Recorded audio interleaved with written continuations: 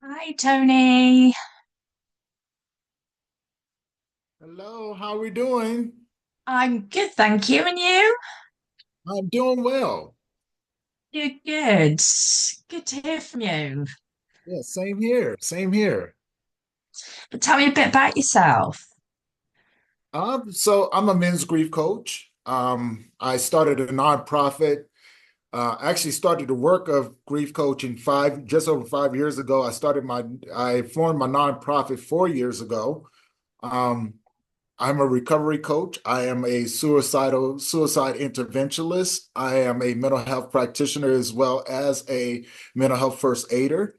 And I've been working with men since I've started. And throughout my own journey, um, it has helped molded me. I've lost both of my parents. I've lost my younger brother and my son.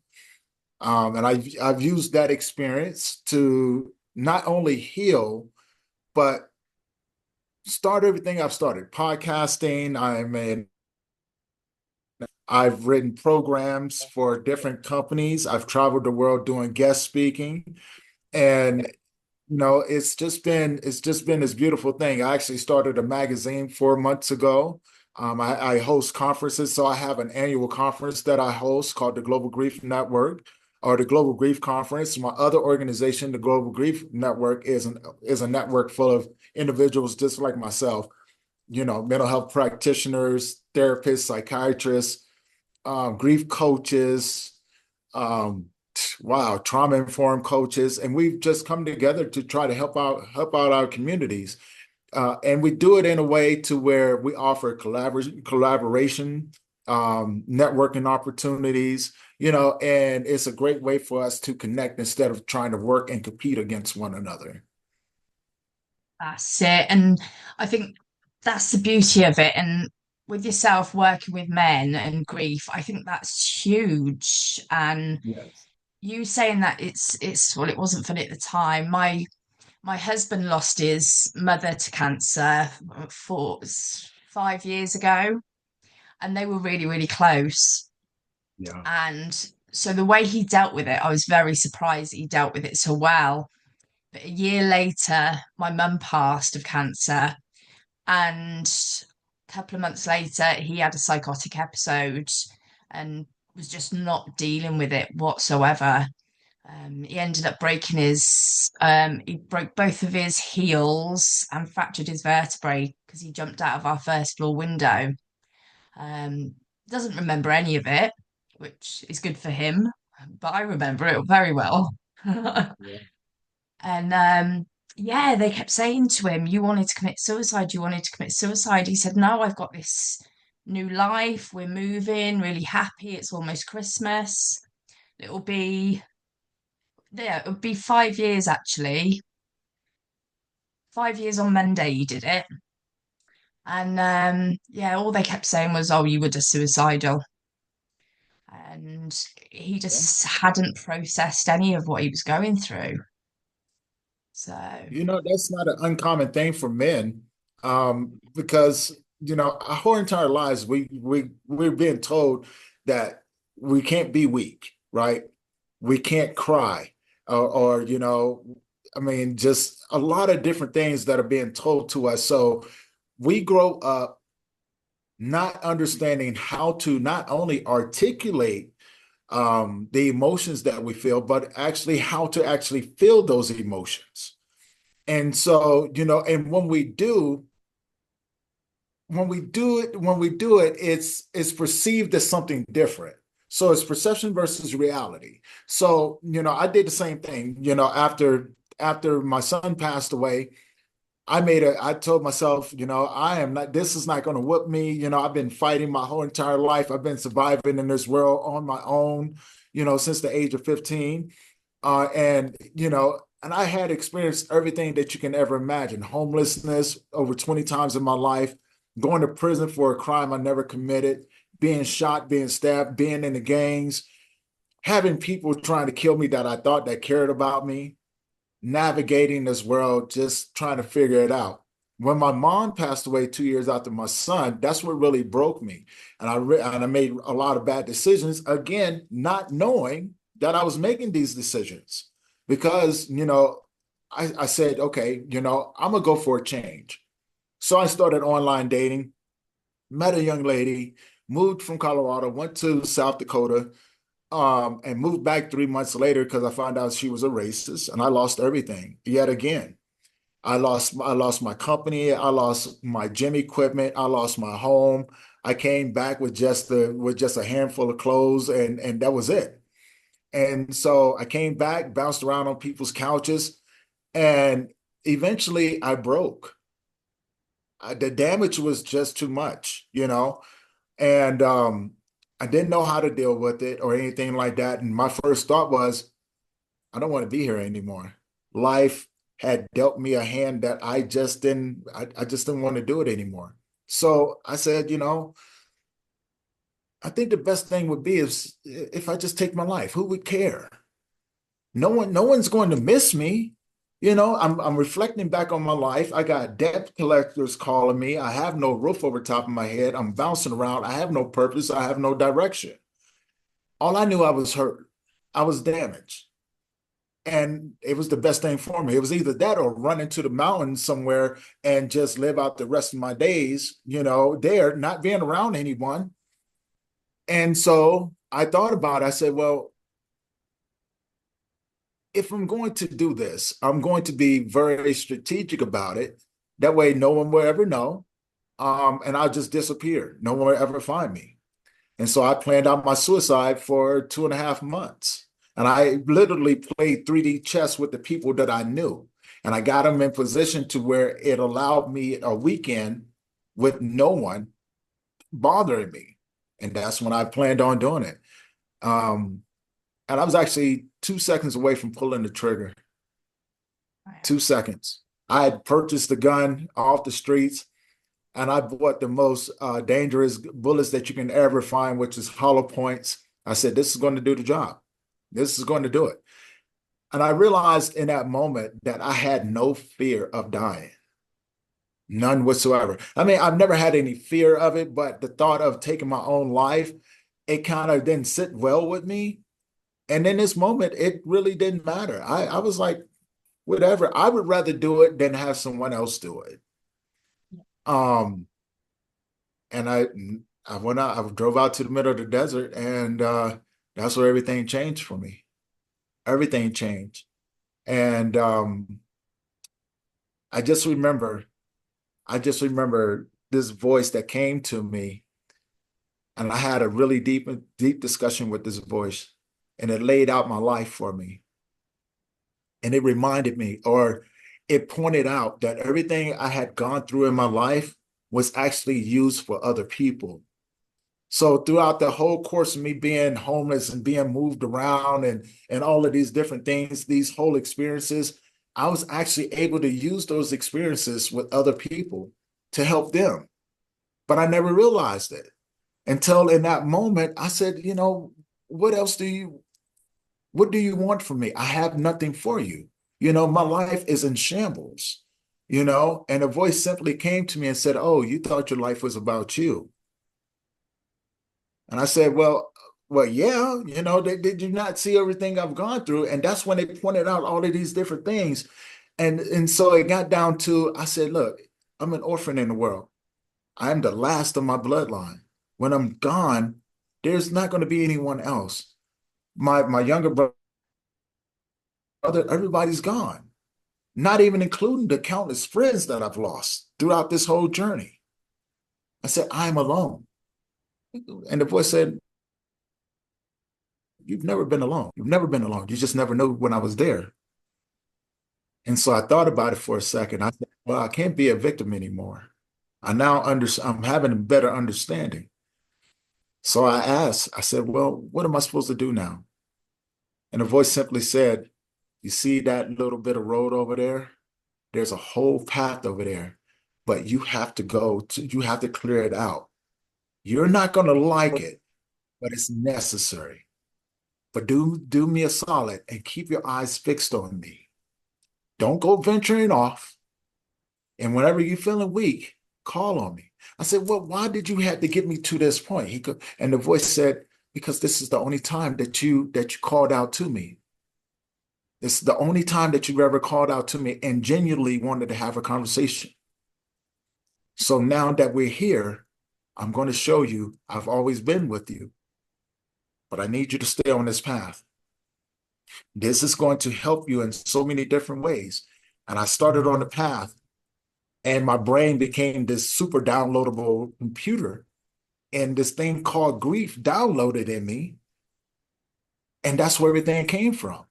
So every certificate that I have, every certification that I have, I never read the books on them. I took the certifications, I took the test because I said, well, if I do this and I fail, you let me go. And I'm going to do it in a way to where if this is true, I'm not going to read the book. I'm going to pay for it, but I'm going straight to do the test. And the voice said, okay, you go ahead. And I aced every last one of them without reading the books. It was just this thing. And after that, I said, this can't be possible.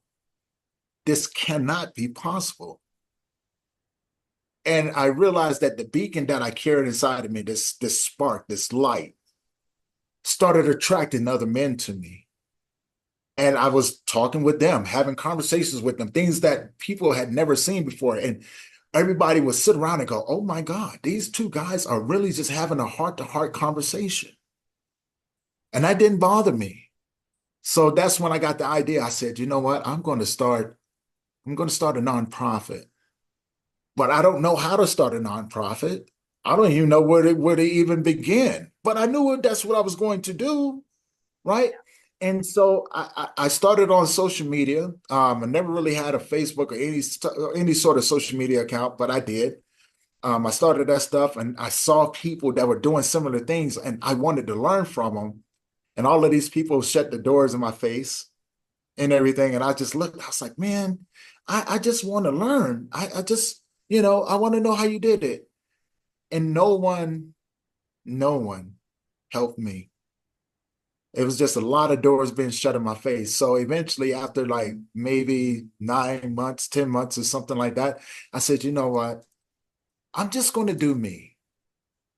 I don't know how to do it, but I'm going to figure it out. So then I found this thing called Pinterest, and I started seeing these quotes, and I was like, oh, I can take these and put quotes on. And then I started creating my own quotes and things like that. And I did that for a long time. And I said, you know what? I'm going to do some virtual groups and see if I can get the men to come. And I tell you, that was the part that actually made me want to quit because no men came for like the first year and a half. And I was just like, Yeah.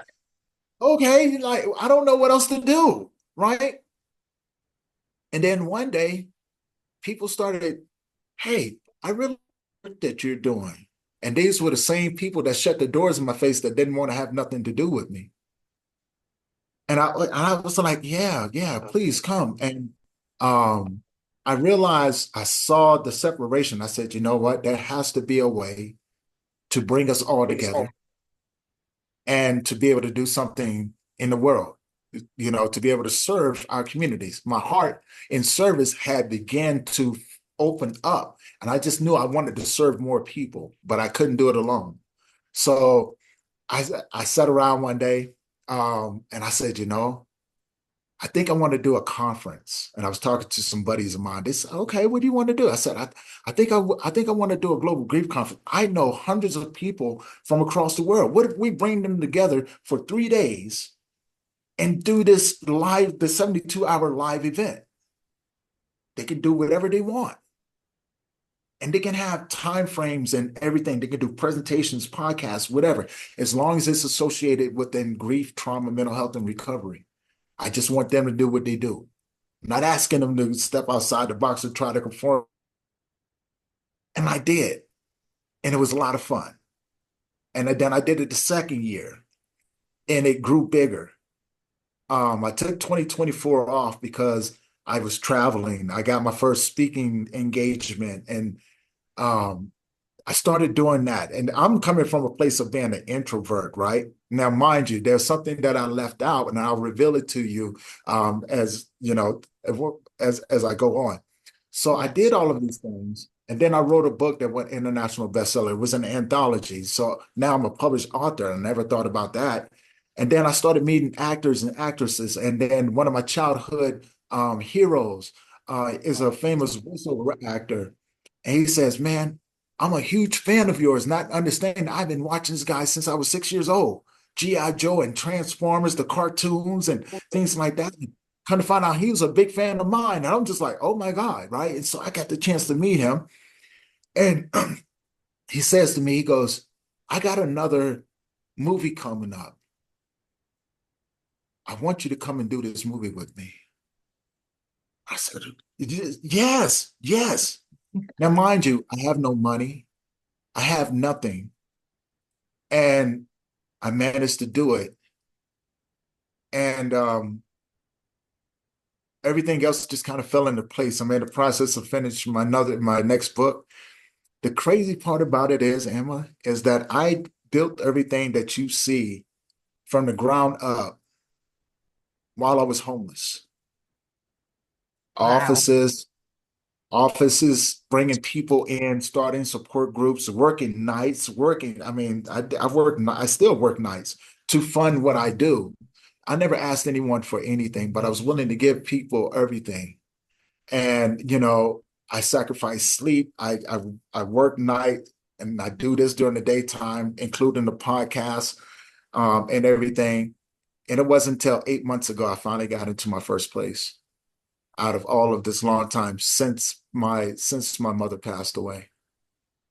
That's amazing. And I tell you what, it's been it's been a beautiful journey of just learning, knowing that if you're truly meant to do something, there's nothing that can stop you, not money, not anything.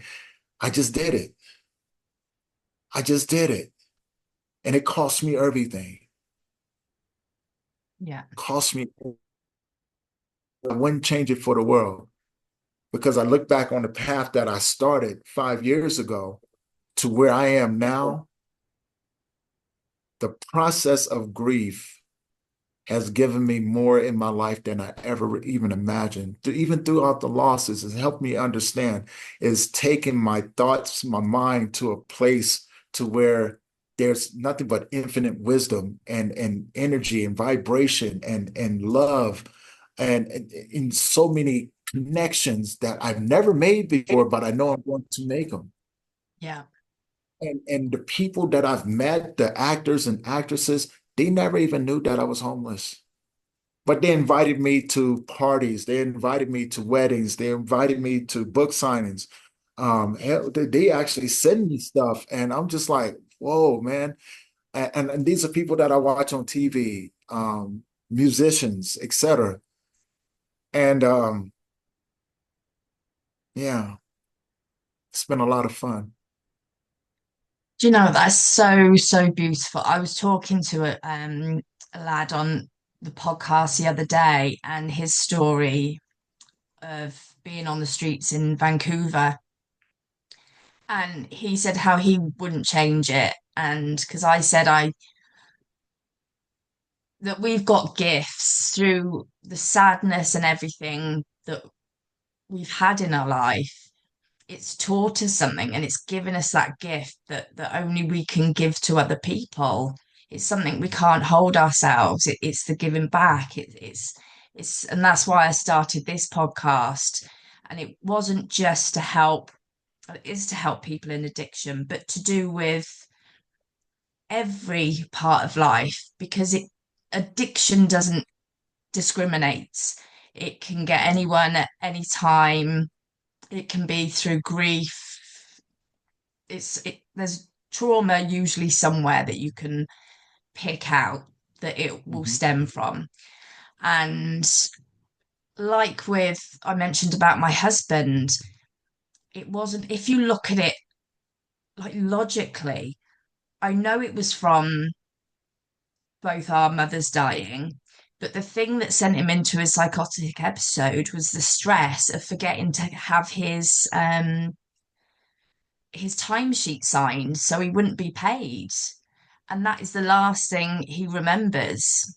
that was that the straw that broke the camel's back, if you like, that is that sign to say, look, you've got to stop and deal with this.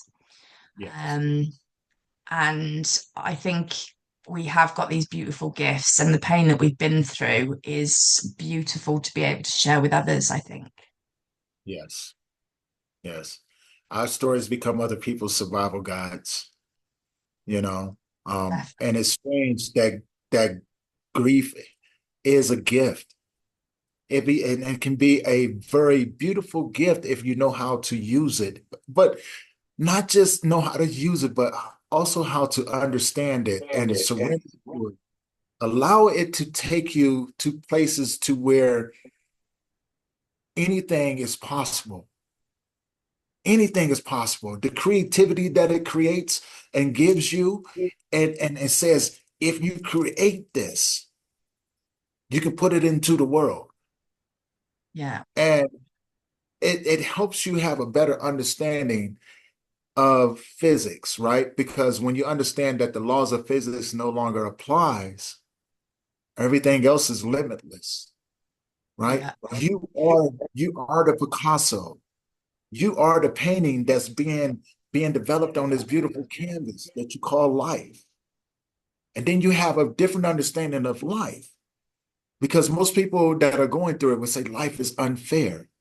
And people who are living life would say life is beautiful, life is fair. I say life is truthful. It is us who lie to ourselves and say we want life to be this way. Life never said that. Life says it, you are here. Be present. Live. You can't change the past. You can't predict the future, but you can have an experience. Experience it fully. And I'm going to challenge you along the way yes. because these challenges that I give you is going to mold you into what you asked me for in the beginning. When we kids, we grow, we get asked, what do you want to be when you grow up? Right? And a lot of kids say, police officers, oh, I want to be a teacher, I want to be this, and I want to be a firefighter, I want to be an astronaut, I want to be a firefighter, I want to go into the military. Some people just said, I just want to make it. I want to survive. I was that kid. I said, I just want to do something good in the world. Now, I thought I was going to be honest with you, I mean, I thought I was going to be this world famous artist, cartoonist. I loved drawing when I was a kid. Yeah. Um, it did not turn out that way. But I guess in a way that it did, right? I taught myself how to create animations for my podcast. Yeah. I've created programs for different people just through creativity, right? Beautiful things that other corporations use. I never ask anything for it. Just use it, please. Allow this to serve those individuals that you can have a better impact on. And if it doesn't work, that's fine. I know I'm effective in the area of my gifting. And then, through podcasting, I learned how to have conversations, being an introvert. Through guest speaking, I found confidence and courage to give to others because it wasn't mine. Speak your truth into the world. Starting a magazine was just another way of me saying, I'm gonna do it. I really don't know what I'm doing, but I'm going to do it anyway. And so I started a magazine called Grief Talk Magazine. I said, you know what? There has to be another way to be able to serve other people, bring resources, support, articles, tips, all of these different things. And that's why I did it. Do you It's still just, use your art as like a release? Is that what you use for your time out and just be and process? it's a release of the of possibility, right?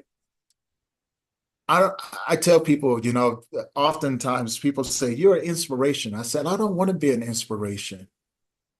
I just want to be an example of if you want something in this life, you can have it, but you have to be willing to work for it. And if you really have a heart of servitude, you got to be willing to heal. You got to be willing to go out there and explore these different avenues of healing and cater your healing to you. There's going to be times where things don't work at that moment. And you just have to, it's a must to keep going and surround yourself with, but also be courageous enough to go, I will reach back and grab the next person on opportunities that I never had. So, no one ever given me anything. Nowhere, the opportunities that was presented to me was just by chance and being in the right place at the right time. People that was just curious about who I was, and it grew from there. And I just moved accordingly with it. And I've taken my fair share of stumbles. I've gotten my butt whooped a few times, right? And so perception versus reality, people see this individual and they think that I'm just successful individual, but success is defined by the person and it can mean many different things, you know. But I go back and I tell these young men and I tell the young ladies too, you know, don't follow the path that I follow. You can read the story, but don't follow the path that I follow because this is mine. It was catered to me. And I realized I was built for it, even when I thought that I wasn't. It's I want them to amazing follow. how, Yeah, go ahead, go ahead. sorry, go on. No, go on, Tony. Sorry. No, I was just gonna say, there's nothing that excites me more than to see people become successful, to see people heal, to see communities find their voices and find their strength to break loose from government traps and watch families stay together, watch the children be raised in a community that cares about them, that will actually look out for them because we need to get back to that, and tell the government, hey, stay out of our business, we'll stay out of yours, you Yeah. know. So yeah, that's it. I think that's so right. Success, it looks completely different to everyone. Mhm. And not, I think there's things that are really important. Community is so important, but that's going to look different to everyone. Yes. Having that support is going to look different. Therapy is going to look completely different Mhm. to, as you said, so many people that I've spoken to will go to say counseling and they'll try it once or twice and just go, it hasn't worked. But are they ready? Is their head in it? Is that the right therapy for them? You need to give yourself a chance to experience the different things that other professionals can offer or communities can offer. And I know in addiction, when you're in recovery, things like AA are so important for that community. But long term, is it healthy being around those people all the time? You need to get out and experience different things in life and meeting new people.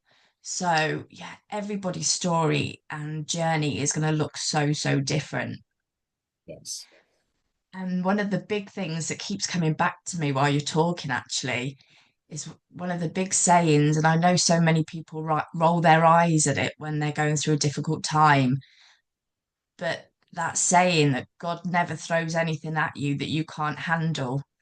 And the reactions that you get just, well, why me? Why is this happening to me? I can't cope with it. Everything's being thrown at me at once.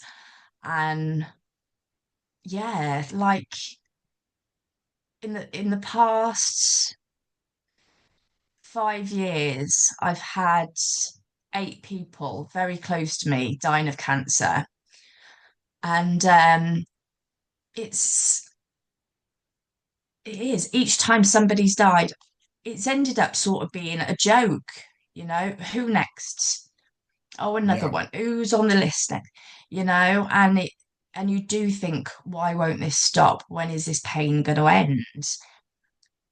But it's something that needs to be dealt with when the time is right for yourself. Yes.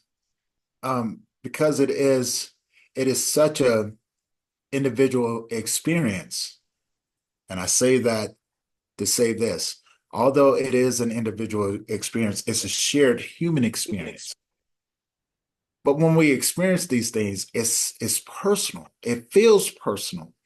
And sometimes it can feel like life is just picking on you. And I do agree, some people never see the strength that they had or that they have in those moments because there's something inside of them that's not connecting. There's an emptiness. And they won't really understand it until they hit their version of rock bottom. And that is when they find the strength to go in, but they often forget that term too, right? Depending on the individual. Like I forgot until I was in that moment, and then here I am now, and I look back and I go, man, I would have never thought that I was going to make it. I would have never thought. And something happened along the way. I was being guided, I was being redirected, I was being disciplined, I was being humiliated, I was being humbled, right? And then I surrendered to it. And when I surrendered to it, I realized in that moment I had nothing else left in me, or at least I thought I didn't have anything else left in me. And it came back and it said, stand up, take a deep breath, forgive yourself, have a little patience with yourself, but have some grace. And those things right there, I realized that I couldn't go any ground was, but it was such a deep embedded darkness that I realized it was my version of rock bottom. I had nothing. Look, I had tried everything else. I had tried fighting. I tried running. I tried distracting myself with countless women and all of these different things, and none of it worked. None of it worked. Um, but it was so simple just to say, I'm done. I'm done. What do you want from me? What is it that you want from me? You won't let me go. You won't let me take my own life. You won't bring anybody in. What do you want from me? And I was just sitting there damaged and beaten up and just going insane. And when I stood up, I saw the scrapes and the bruises and the holes in my clothes and everything else. And and I just remember I just said, I just cried. And that's when it said, now it begins. Now it begins. And then it clicked. I have to feel this. I have to feel everything. Okay, what is it? And grief came up and said, it's me. I am everything that you are, and I'm everything that you can be. And it allowed me to understand people. And it said, I am you. You are him and her. They are you, and you are them. Take that knowledge and go into the world.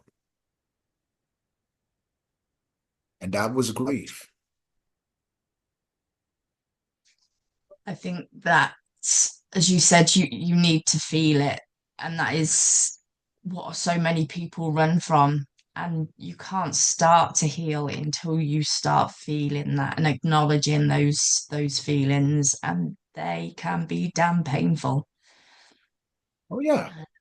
Feel lost, not knowing what to do with them. But I think it's letting it happen, isn't it? You've got to let it happen to give yourself a chance to experience that and begin to heal and move on. This is true. And that's where it's so difficult for a lot of people. Majority of the people in the world know how to survive. They know how to survive the world. They don't know how to live in the world because survival is a safety net. It protects us. Surrendering, meaning you have to let go of all of that in order to get to the other side of it. And when you're afraid of what's on the other side because it's unfamiliar, it's kind of hard to surrender to it. So life would come back in and it would do something out of the ordinary that you're not familiar with and would throw you off guard. And now you have to try to adapt. You have to try to figure it out, right? And then once you think that you're close to figuring out, life will come and go, oh, no, no, no, that's not it.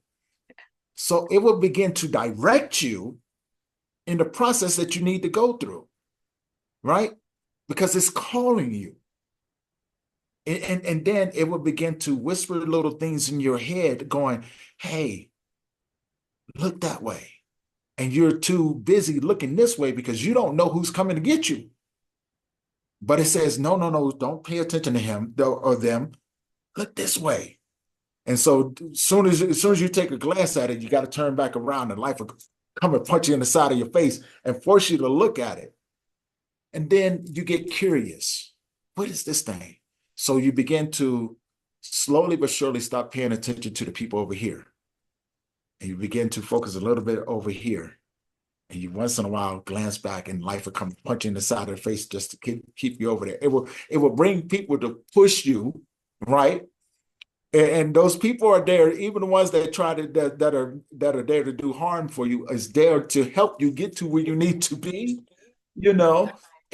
But you don't see it because the first instinct is like, I'm gonna throw punch you, right? You know what I'm saying? I got to do this and everything, and then they're gone, and you're a little bit further down the path, and now you have to deal with all the crap that you've compiled in yourself, that you've neglected, and then you may have a different mindset and say, I'm tired of this.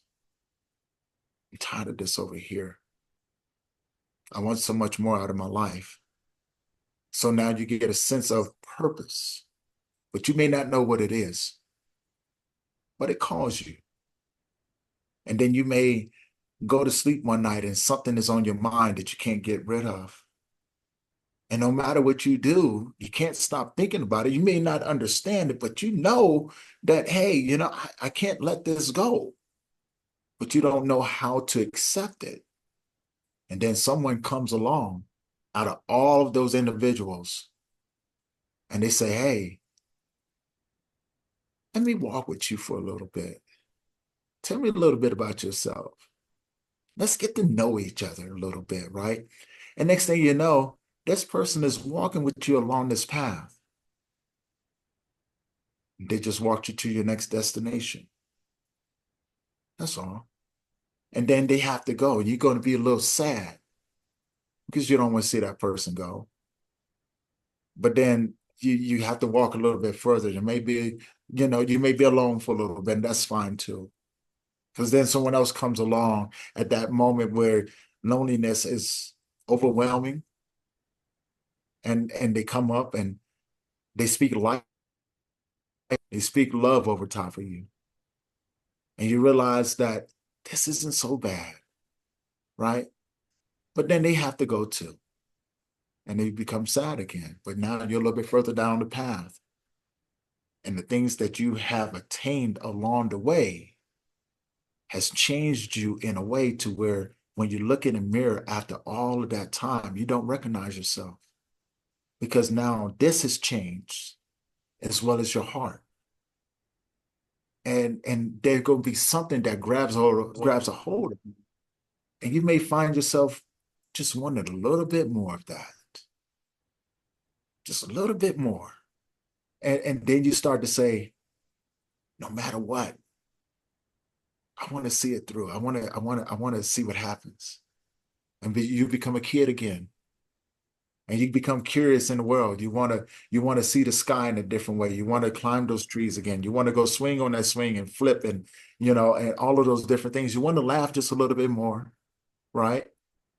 And it allows you to begin to slowly let go of those things that you thought kept you safe. And next thing you know, you're looking at yourself in the mirror. You're going, I love you. I love you.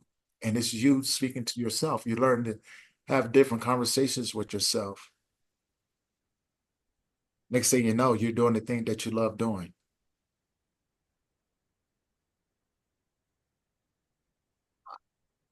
I want that for so many people.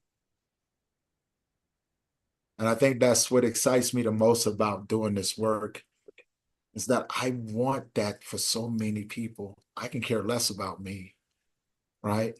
Because this world isn't about me. It's what we leave behind. But I want to see people do good.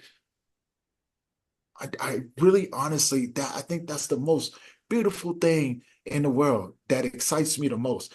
I want to see people do good in this world.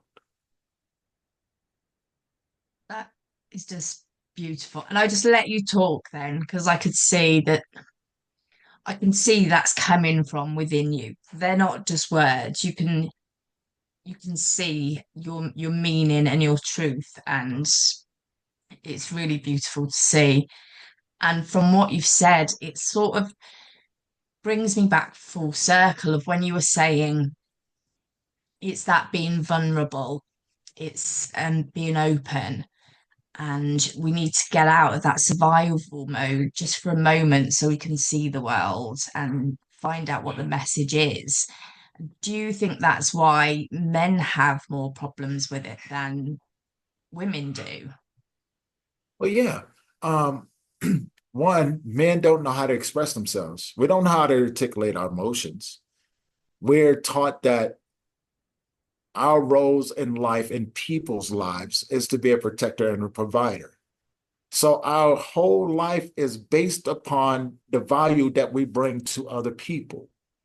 If I cannot protect and provide for you, then I will lose my value in you, and eventually you will not see a purpose of me being around you. And so we don't talk about our day-to-day lives because we don't want you to see us vulnerable, have any sort of different interpretation, which will diminish my purpose, my value in your life. So this is why we oftentimes become addicts. This is why we oftentimes, struggle with our mental health. This is why oftentimes you may see someone and they've given up. Well, not really given up, but they couldn't see the value in them being in other people's lives, so they give up on everything and they become homeless. This is the reason why the suicide rates in men are so high because we don't know how to talk. We cannot articulate or put together a definition of what we're feeling because we've been told our whole entire lives that no one cares.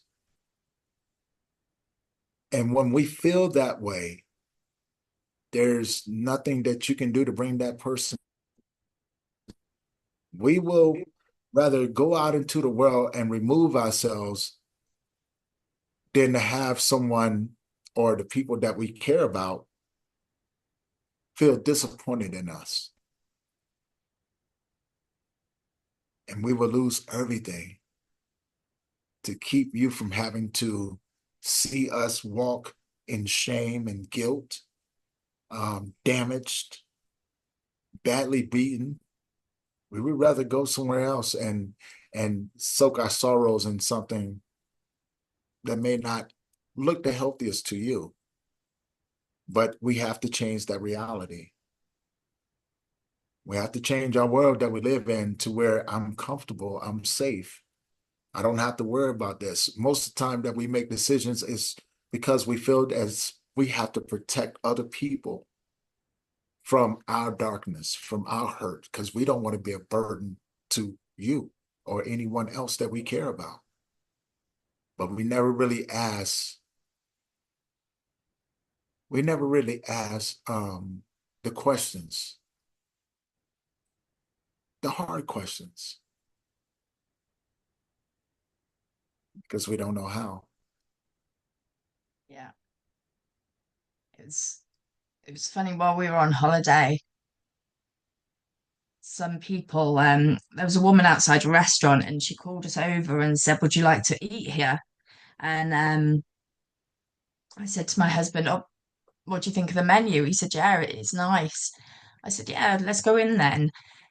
So we went in and sat down, and I could tell straight away my husband was really uncomfortable because he says he's as common as muck. He says like he's and it was quite a posh restaurant. He didn't know how to deal with it, and I could see it in him. And he was just getting started to get stressed and angry. And I said, just don't worry about it. Just be yourself. You don't have to be anything for anybody else. Just because the meals might cost a little bit more, or you don't have to pretend to be somebody else. I can see that you're worried and scared about this. Just be yourself. He said, "Yeah, I am." But instead of just saying, "I don't feel comfortable," it goes, the anger starts. And I can see it. I can read it in my husband now. And that's just something really low level. And that's well, it's probably not a low level of stress for him, but it was something that Right. many people wouldn't think is important. It's a nice restaurant. Why are they getting stressed? I knew exactly why he was getting stressed and uncomfortable. So we rode that through. I think I think my point is you never know what can trigger somebody or what they're going through at that time, what is making them uncomfortable, what they're dealing with. And Mhm. their reactions, 9 times out of 10, is because something is going on for them. It's Yes. not to take things personally or think that they're a horrible person. There's something going on for them that they need to deal with. And it's learning how, for me, it took me a long time to learn how to deal with my husband when his behavior changes. Mhm. Now I know it's because he's scared or he's anxious, or There you go. which I Yeah. knew anyway, but I think I was the one taking it personally. I needed to do more work on myself because of what I had been through. Now I don't take his reactions as personal. So it's easier. The relationship's better now. There's a Right. bit more communication because I can read his body language much, much better than I could.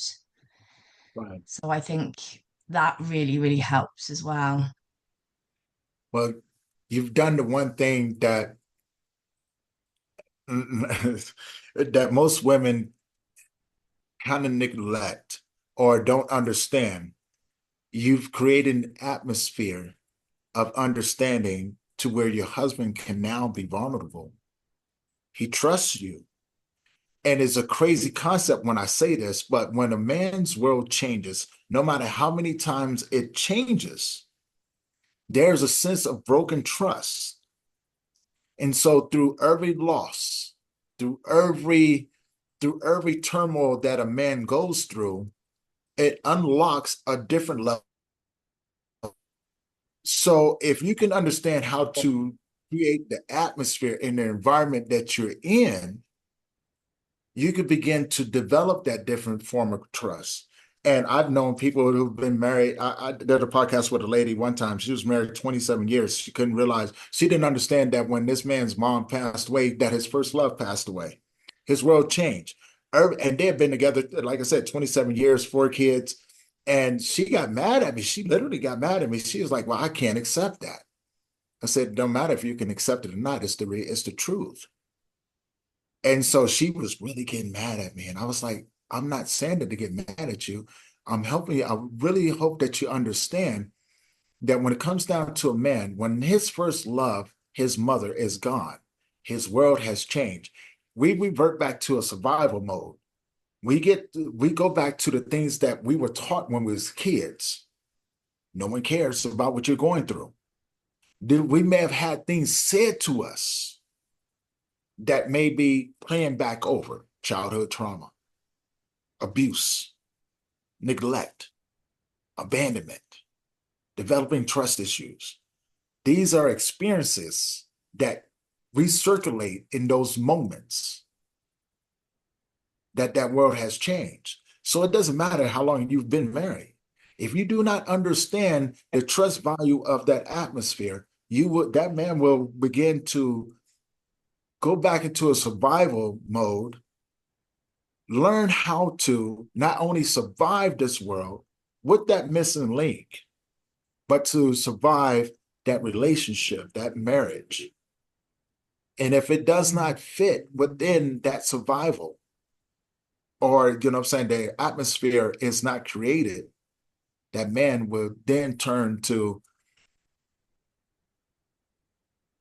planning how to escape it. Meaning, he's not only going to learn how to survive this relationship, but he won't be the same person. He won't be the same loving individual that he is, because now he has to be in a hardened state. He will learn how to handle you instead of loving you. He will still do all the same things as providing and protecting you, but he no longer feels safe. You'll never get those words out of him anymore. You'll never get a conversation out of him anymore talking about how he feels. Unfortunately, that's what happens a lot of times. So That I makes a lot of commend you. sense. Yeah, I commend you. You figured that part out. And so now you know how to adjust and move along with it, right? Which is going to allow him to be a lot more open with you, a lot more vulnerable, a lot more communicative with you. And that is really important, because that's going to give him a sense of strength when he knows that he can turn to you. Thank you. It's really just that simple. It's really just that simple. If we can't have anybody to turn to, then we turn to the things that you may not want us to.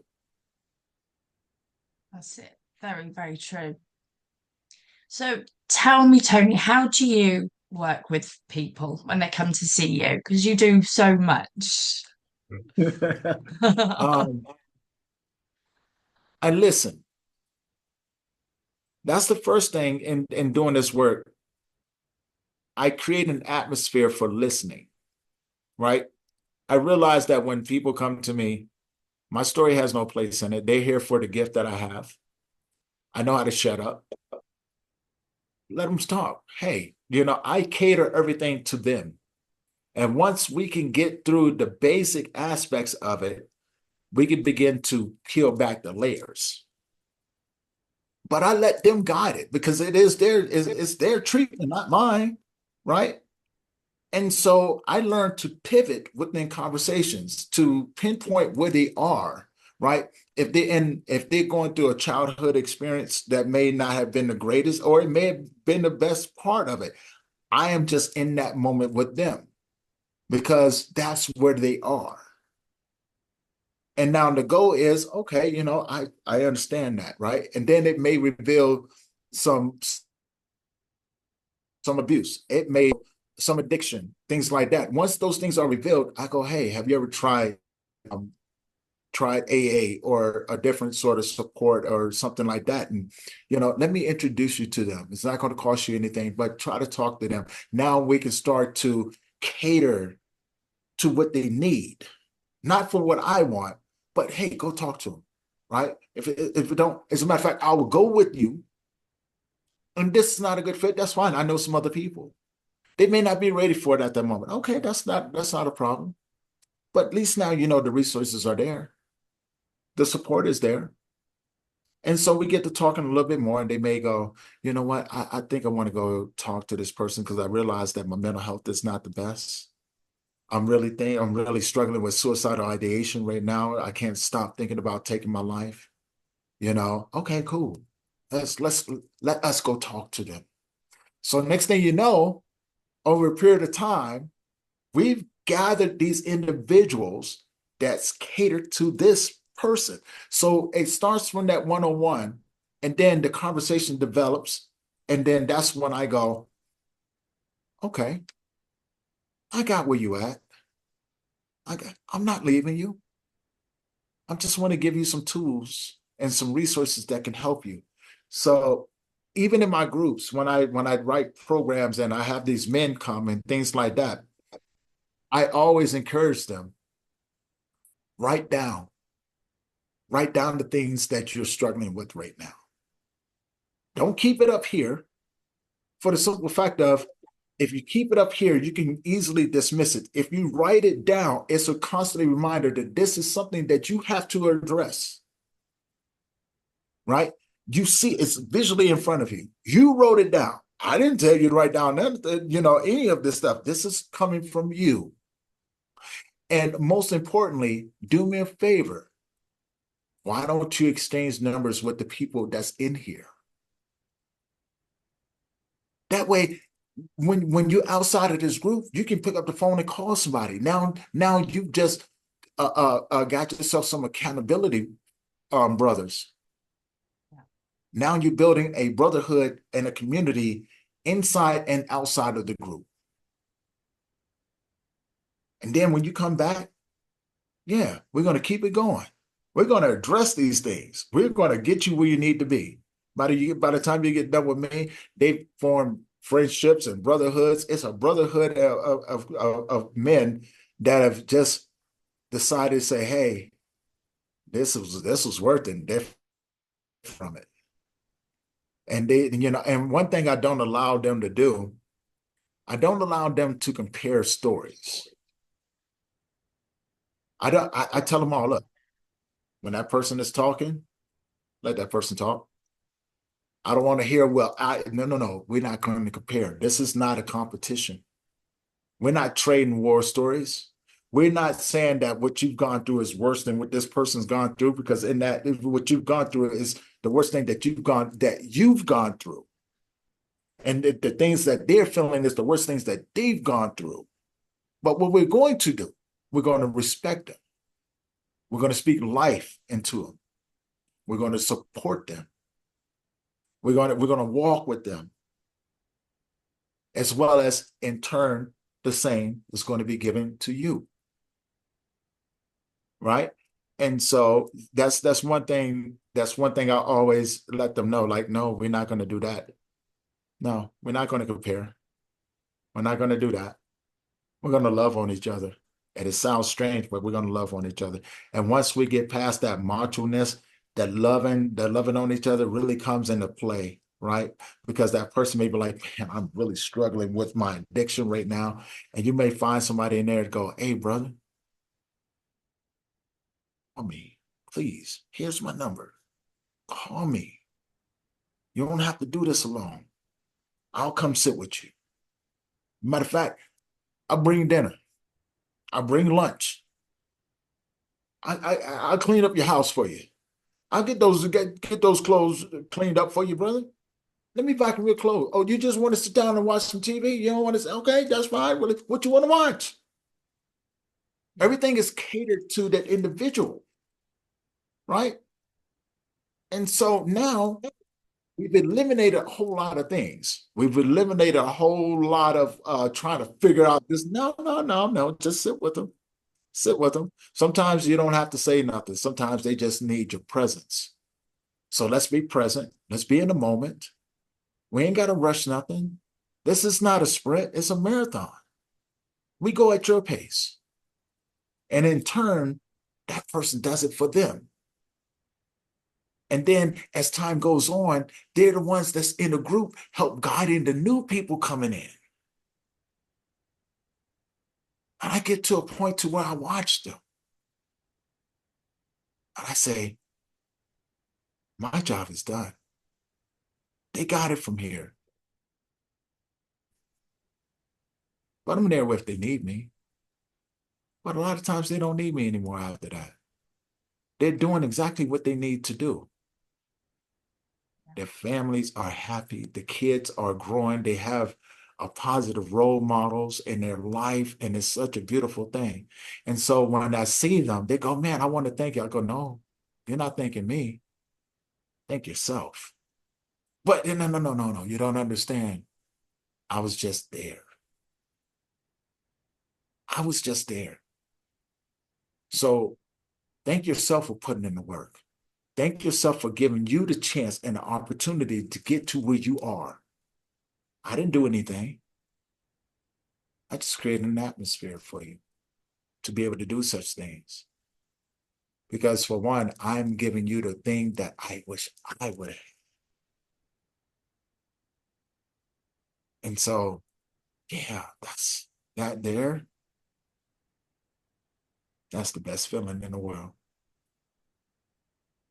That's amazing. I think it's that there can be so much stigma and everything as we know around it, and taking that step the, in groups and things, it's getting your foot over that door. That can be a massive, massive hurdle for people. But Mhm. as you said, just going into that room, it doesn't matter if you don't say anything, just being there is a huge step, and you should congratulate yourself for going that far. It shows that you want to be part of a community, you want to start feeling better, you want to look after yourself and then be there for other people. Even if you don't realize it at the time, that is what you're stepping into is growth and feeling well and happiness eventually. Yeah. And as you said, being this is another community. And for myself, I went to AA and NA and everything, but I really didn't feel that community or feel the benefit until I started going to Codependence Anonymous. And that's when I really felt my little community and the support. And I went a few times very quiet. And then the more I listened, the more I started to understand myself, and that what I was feeling was okay, and other people felt similar to how I felt. And I also felt safe in that space to share my story. Yes. So it's so, I think that's just amazing, that community and support you provide for people, because feeling safe is so very important, so very important. And that's just wonderful. And again, I'm going to say the same thing to you as I did to the person the other day. I've touched on it already, but all the pain and the heartache that you've been through, I'm so happy that that happened to you, because you're doing such amazing things in the world, and we're all blessed for having you in it, and for sharing your gift and knowledge with everyone. So I thank you for that. And you're so very welcome. I just want to add to that, because the world gave me a chance. Life gave me a chance. And the guidance that it's given me, I realized that it is not mine to keep. So I think everyone else that allows me to show up in this world to be able to do what I do, um, as I pass through, as I pass through this place, my goal is to leave people better than when I found them. And hopefully, I pray through that they're able to take that and leave other people better than what they found them. Because when it's all said and done and I have to leave this place, I want to make sure that people stick with that. Don't let this be a determining factor when I have to go, but stick with it. Understanding that you're much of a blessing as I am. I am nothing special. I really am not. I am nothing special. I am just a guy that said, okay,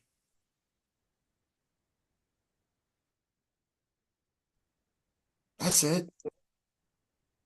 The gift that I was giving, that I have been giving, I'm obligated to give out.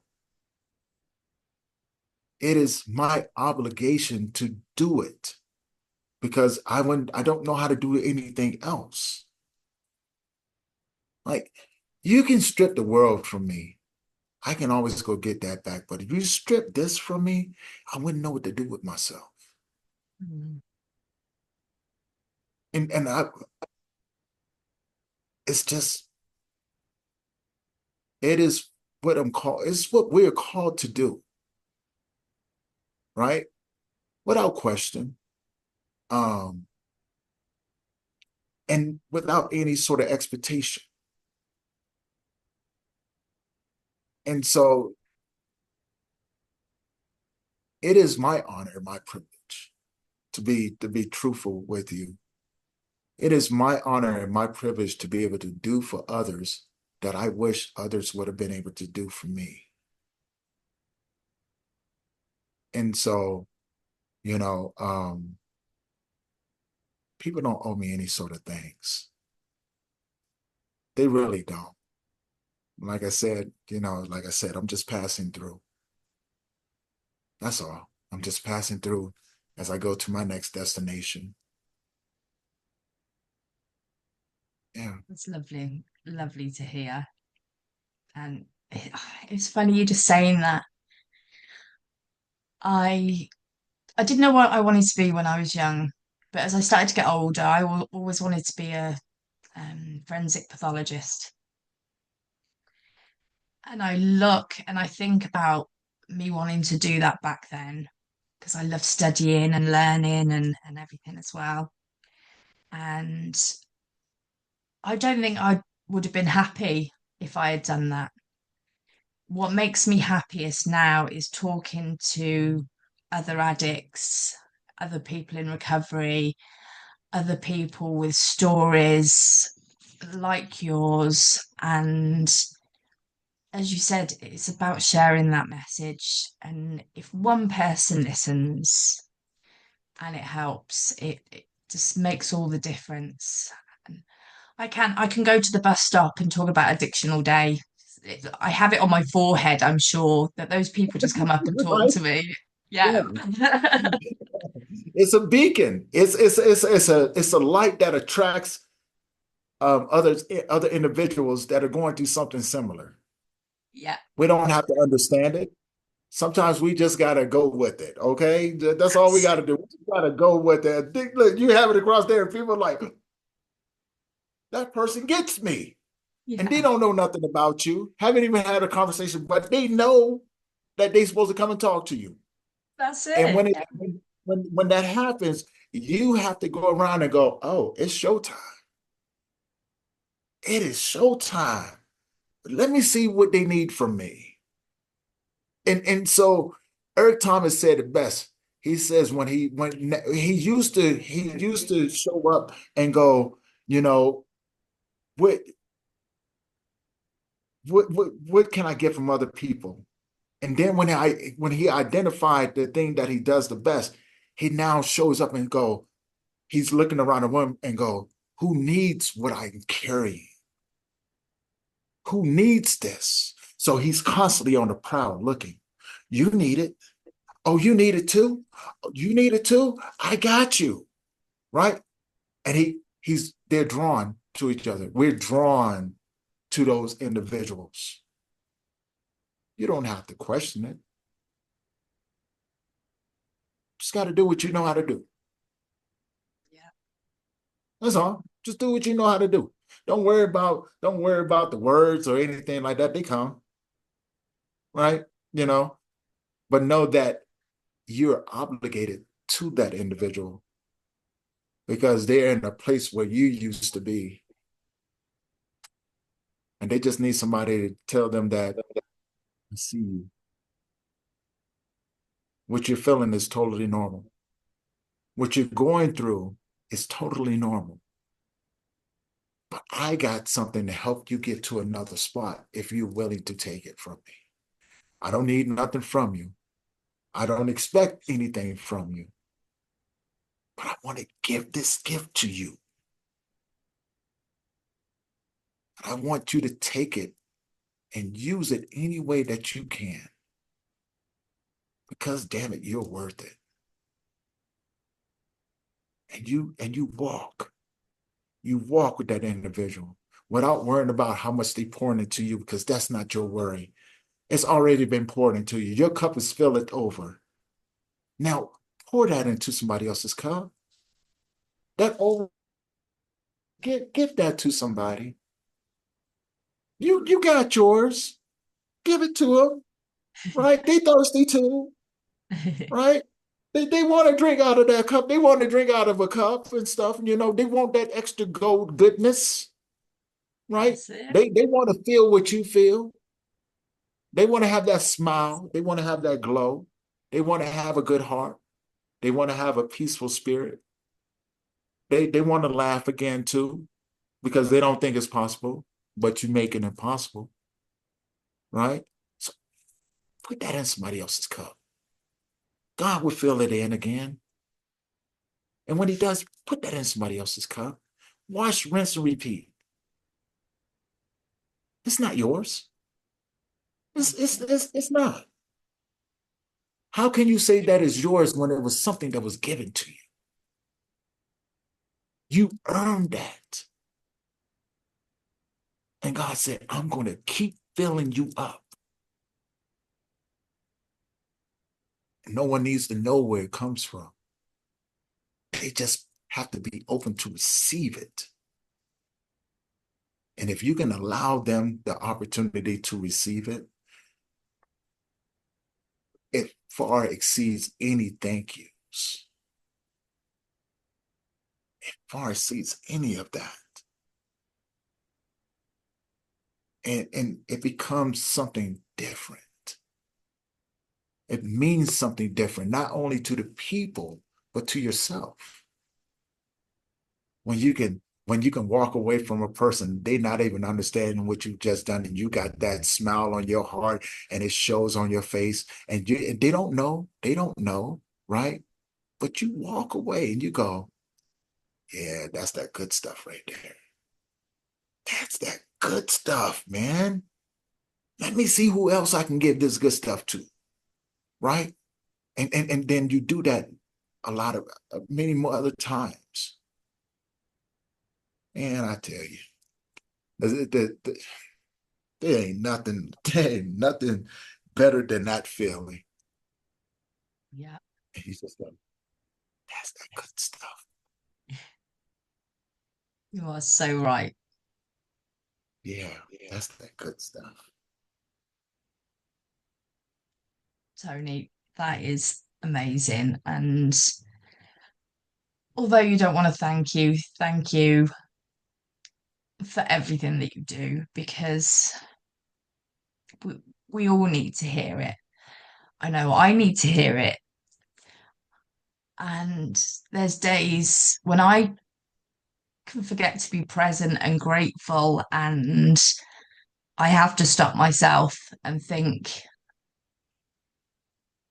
what I've got is a gift, what I give is a gift, waking up is a gift, and just be present and enjoy the day enjoy that the sun's come up, enjoy that you've got 300 emails in your inbox and you've got to get through them all because it's all there to help people. It's all part of my community. It's all the great stuff that we've been talking about. And I am grateful for you coming on, for everybody that shares their stories, that it gives other people hope.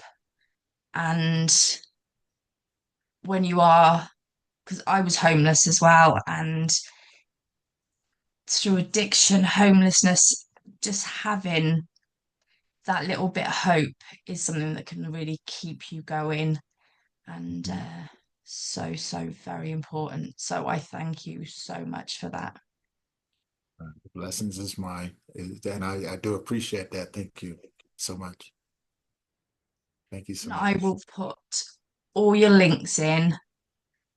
And yeah, you said groups and one-to-one work, and was there conferences and Uh-huh.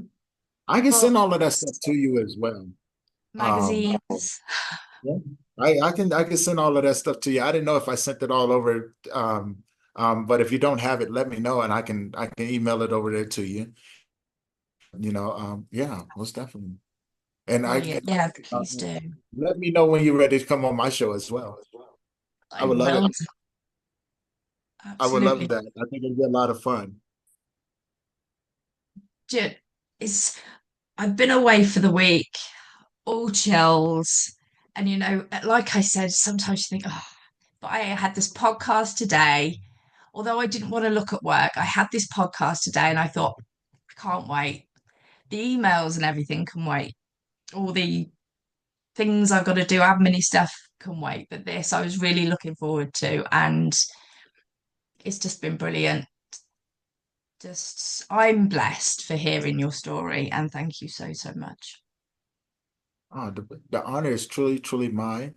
And I appreciate the opportunity to come on and share my story, share a little bit about me, but also get the chance to know you. And and and I have to say that it's truly a blessing, to be able to come in and be present with you and share just a small portion of the work that we do, right? And also to say thank you for the work that you do.